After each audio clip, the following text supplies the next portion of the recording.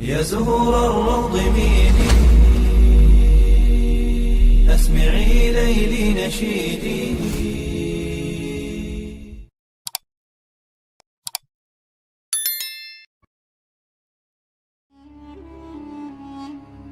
Assalamualaikum warahmatullahi wabarakatuh.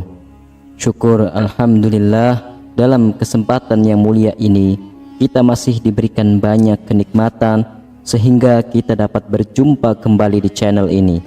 Marilah kita senantiasa bersolawat serta salam kepada junjungan kita semua, yaitu baginda Nabi Muhammad sallallahu alaihi wasallam. Allahumma sholli ala sayyidina Muhammad wa ala ali sayyidina Muhammad.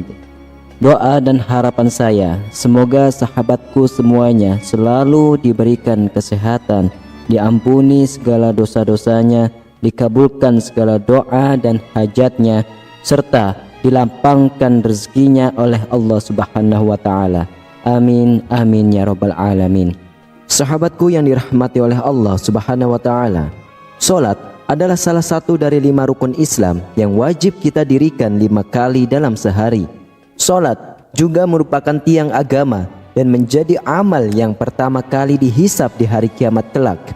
Rasulullah sallallahu alaihi wasallam bersabda, sesungguhnya pertama kali yang akan dilihat atau dihisab dari amal seorang hamba pada hari kiamat adalah ibadah salatnya. Bila ibadah solatnya sempurna, maka diterimalah solat dan seluruh amalnya. Apabila ditemukan solatnya kurang atau tidak baik, maka ditolaklah solatnya dan seluruh amalnya. Hadis riwayat Imam Tabrani. Allah Subhanahu wa taala juga berfirman dalam Al-Quran, yaitu sesungguhnya solat itu mencegah dari perbuatan keji dan mungkar. Dan ketahuilah, mengingat Allah atau solat itu lebih besar keutamaannya dari ibadah yang lain. Allah mengetahui apa yang kamu kerjakan. Quran Surah Al-Ankabut ayat 45. Mungkin ada yang bertanya, ada orang yang rajin sholat, tapi mengapa sholatnya tidak mencegah dari perbuatan keji dan mungkar?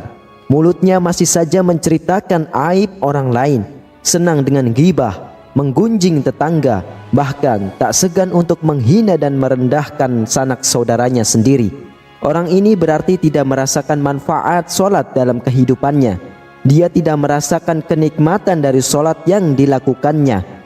Maka besar kemungkinan solatnya belum diterima oleh Allah Subhanahu wa taala.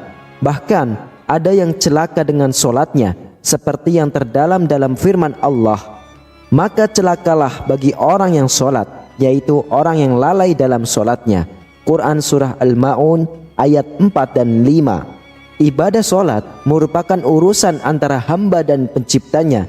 Diterima atau tidaknya solat seseorang hanya Allah yang mengetahuinya. Kita hanya bisa mengetahui ciri-ciri atau tanda-tanda solat seseorang yang diterima oleh Allah Subhanahu wa taala, sebagaimana dalam hadis qudsi yang diriwayatkan oleh Imam Al-Bazzar dari sahabat Abdullah bin Wahid Al-Harani, sesungguhnya aku, yaitu Allah, hanya menerima sholat seseorang yang bersifat tawadu karena keagunganku dan tidak mencela makhlukku dan tidak membiasakan maksiat dan durhaka kepadaku dan menghabiskan waktu siangnya untuk berzikir kepadaku dan mengasihi orang-orang miskin dan ibnu sabil dan kepada janda miskin dan mengasihi kepada orang-orang yang terkena musibah.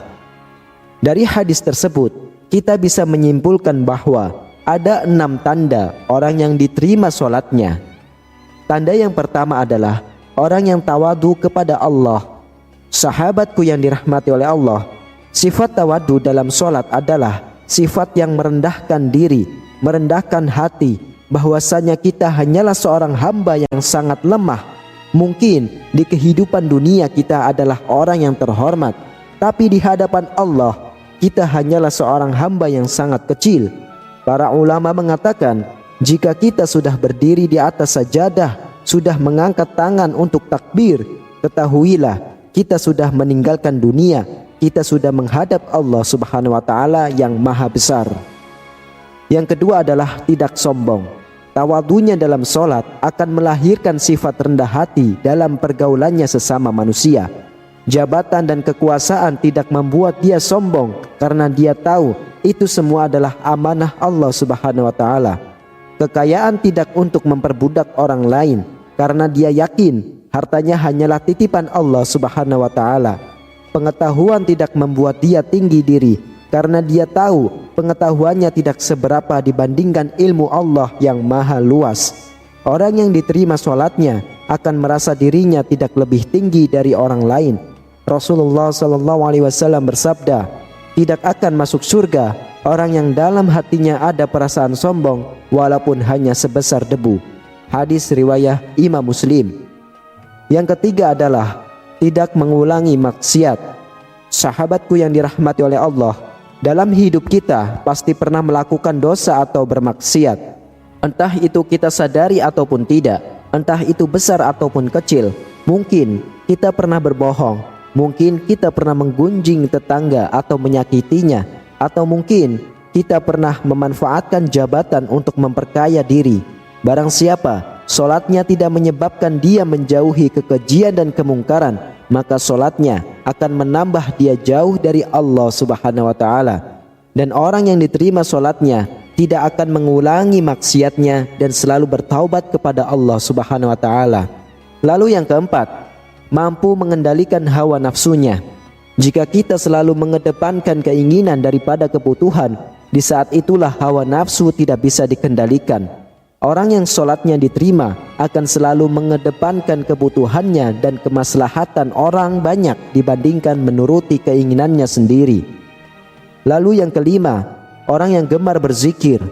Sahabatku yang dirahmati oleh Allah, orang yang diterima sholatnya akan cenderung rindu untuk menghadap lagi kepada Allah. Dia selalu menunggu waktu sholat selanjutnya dengan hati yang gembira karena kerinduannya, sehingga dia akan cenderung berzikir mengingat sang penciptanya Allah Subhanahu wa taala. Dia akan merasa tenang ketika berzikir.